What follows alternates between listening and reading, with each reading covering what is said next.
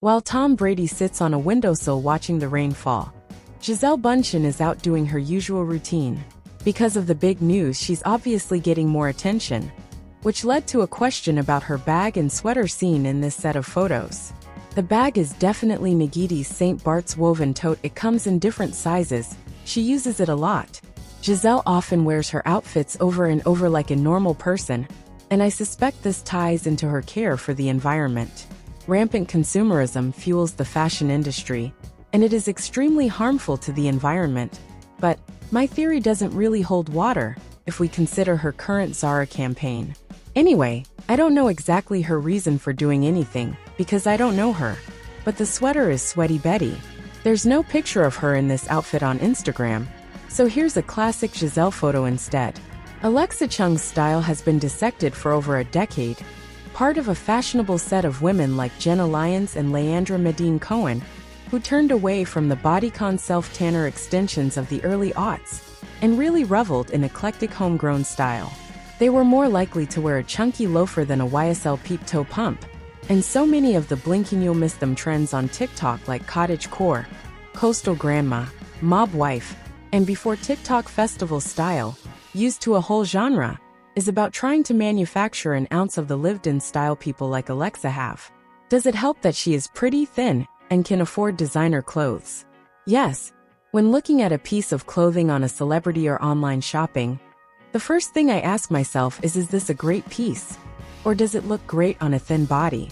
And that's a whole big discussion of who is deemed stylish and why.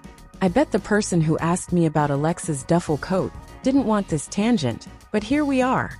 The coat is vintage Dior. I found one on Etsy here. It's a great coat. She calls it a duffel. I'd call it a toggle, but either way, it's a winter staple. As a jacket, it's very sturdy and durable, but also has a bit of Wes Anderson whimsy. My favorites from this season are Uniqlo, and this men's coat like Alexa's from Simons. Stephanie wrote about Angel Reese's podcast Unapologetically Angel, and Shaq's uncomfortable appearance. Read it in full here.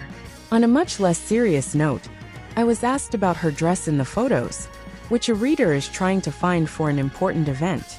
The brand is Diodema World, and I couldn't find this exact color. Maybe it's custom made. But there is the same dress, the gala gown in black. These pieces are very special, particularly the way the textiles are manufactured and tailored. The crochet is handmade in Jamaica, and the brand's signature open mesh knit is embellished with crystals. Just this week, founder and creative director Rachel Scott won American Women's Wear Designer of the Year at the 2024 CFDA Fashion Awards. That makes a piece from this line an investment. I hate when men say that. Angel Reese quickly shut down Shaquille O'Neal's opinions about changing the rule for the WNBA. Since the episode of the podcast aired, people have heavily discussed the Lakers legend's comments. Some are against the idea, while some seem to be on board with it. One such person who agreed with Shaq's take years ago once again justified the reasoning and added his own solution as well. Previously, Shaq suggested lowering the rim on Angel Reese's podcast. I'm not saying to lower it to 9 feet 5 inches, but just a little bit, like 9'9". And Coach Jason Brown had a response for this on his show. Here's the bottom line then. Lower the rim, and make it even a smaller ball. And I've been saying this. His co-host Darnell Smith disagreed and said, "The ball is already small as hell." The star of the hit Netflix series Last Chance U even recalled the time when Shaquille O'Neal shared the same thoughts with Candace Parker a few years ago on the sets of TNT. But Coach Brown was adamant on his suggestion, because it needs to happen. According to him, the league is going bankrupt. Y'all are about to fucking strike because they don't pay you. He even added that the WNBA players are going to different countries to sustain their careers. Because they don't pay you here. Stop, lower the rims, homie. Let's watch you fwang dunk, added JB. His point regarding the financial aspect is not wrong. After all, even Shaquille O'Neal's niece admitted that her WNBA salary is not enough.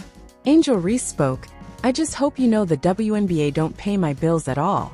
I don't even think that pays one of my bills." And as per Shaq and Coach Brown, dunking more will solve the problem, which is why they want the league to lower the rim. Now that we are on this topic, let's see what Shaq had to say on this. During the live show on TNT, The 4x NBA champion said something similar to the 3x WNBA champion. So, in beach volleyball, the women's net is maybe half an inch lower.